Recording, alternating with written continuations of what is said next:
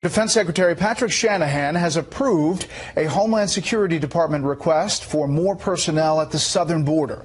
Meanwhile, President Trump is about to make another major proposal for what figures to be his main re-election campaign issue: immigration. It involves a new way of deciding who gets in and who does not. Chief White House correspondent John Roberts has specifics tonight from the North Lawn. Good evening, John. Brett, good evening to you. In addition to his signature issue of eliminating illegal immigration, President Trump is also proposing major reforms to legal immigration. But so far, those proposals have met with as much opposition as his plans to deal with illegal immigrants. White House staff are expected to deliver to the president next week a plan for merit-based immigration. President Trump insisting that the current system is irreparably broken. The problem is you have 10 times more people coming up with their families. It's like Disneyland now. Since the days of the campaign, the president has promoted merit-based immigration, similar to Canada, Australia, and New Zealand. He also wants to eliminate the visa lottery and chain migration.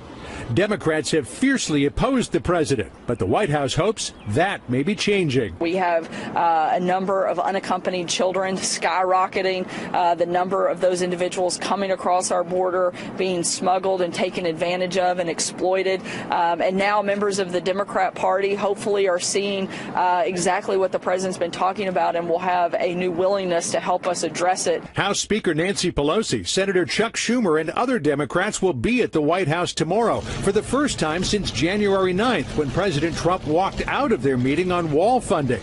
Infrastructure is the main topic, but immigration no doubt will come up. Customs and Border Protection is preparing for a massive influx of people now that word has gone out that detention centers are full and people are being released into the United States. If you come now, and if you come as a family or as an unaccompanied child, you will be allowed to stay. You will be released because our court system is so backlogged and our laws prevent effective repatriation, even if there's no right to stay in the U.S. Tackling a new problem, Immigration and Customs Enforcement is sending experts in human smuggling to the border to investigate incidents in which migrants pose as parents and children to create a fake family to exploit an immigration loophole. Others are forging documents to claim people are minors when they are actually over 18. And the administration is stealing for another fight with Congress, this time over Attorney General William Barr's Thursday appearance before the House Judiciary. Committee Chairman Gerald Nadler wants staff attorneys to question Barr about the Mueller report after members of Congress have had their turn. There are valid reasons for wanting to be able to have counsel ask questions. You know, we've seen any number of instances under the 5-minute rule where a witness will filibuster for 4.5 minutes and give a non-responsive answer in the last half minute, and you can't follow up. The DOJ fired back, not going to happen. In a statement, spokeswoman Carrie Kupek saying the Attorney General agreed to appear before Congress. Therefore, members of Congress should be the ones doing the questioning. He remains happy to engage with members on their questions regarding the Mueller report. And late this afternoon, the Deputy Attorney General Rod Rosenstein announced that he will be leaving the department effective May the 11th. Back in January, Rosenstein said that he would be resigning after the Mueller report was released. In his resignation letter today, Rosenstein said that the department made rapid progress in achieving the administration's law enforcement priorities. Attorney General Barr heaped praise on Rosenstein, saying, quote, "Rod has been an invaluable partner to me during my return to the department, and I have relied heavily on his leadership and judgment over the past several months." Brett? John Roberts live on the North Lawn. John, thanks. As the President pointed out in his Law Day remarks last year, we govern ourselves in accordance with the rule of law rather than the whims of an elite few or the dictates of collective will. So last night, Rod Rosenstein sort of exhaled after months of saying nothing and taking barbs from all sides. Those who thought the president should fire him.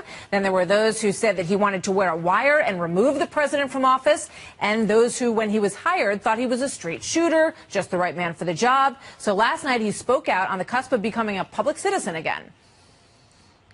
In fact, some of the nonsense that passes for breaking news today would not be worth the paper it was printed on if anybody bothered to print news these days.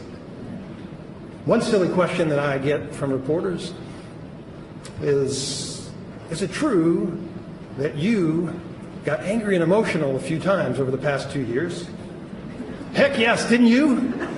In the end, Rosenstein argued for a less transparent version of the Mueller report, according to this report, one that exposed less about the findings of the investigation. And the Washington Post says that Barr opted for a more public reading. Let's bring in Trey Gowdy, former House Oversight Committee chairman, Fox News contributor. So, Trey, a lot of talk about Rod Rosenstein, speaking out a little bit more about his take on all of this. And I saw on some other networks, they were horrified that he, basically put President Trump and the rule of law even in the same sentence. What do you make of all that?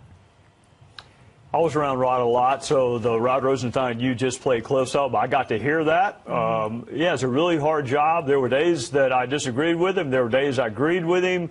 I never called for his impeachment. Here's where Rod's right. The purpose of the justice system is not transparency. It is fairness. There's a reason defendants don't have to testify. There's a reason lots of evidence never gets before a jury. Sometimes transparency and fairness overlap, but oftentimes they do not. So fairness is the objective of the Department of Justice. And I think Rod is right. This report should not have been made public, certainly not to the extent that it was.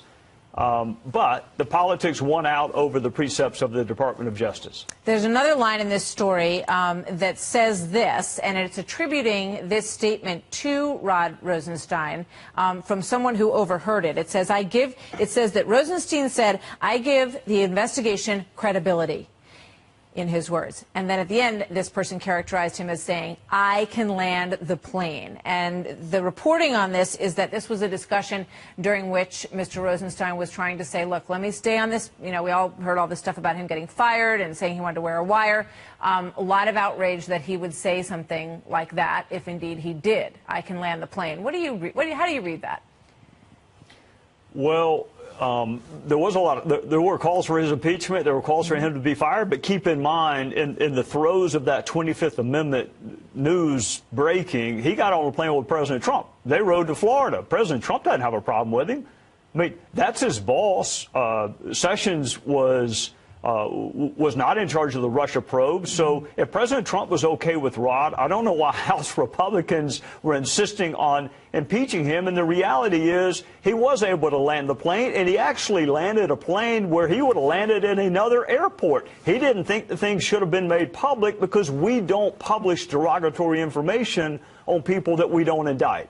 So despite the fact that he disagreed with what the AG Barr was going to do, he helped land the plane. Yeah. I just think it's interesting that all of them, Mueller and Rosenstein and Barr, when they came into these positions, they were given a lot of credibility on all sides of the fence. That these were straight shooters. These are men that you can count on to do their job. But because they didn't come out with the conclusion that some people wanted, now they're being ripped to shreds. And he's being ripped to shreds again today. So I guess, we live in a land where if you don't get the answer that you want, there's no such thing as integrity.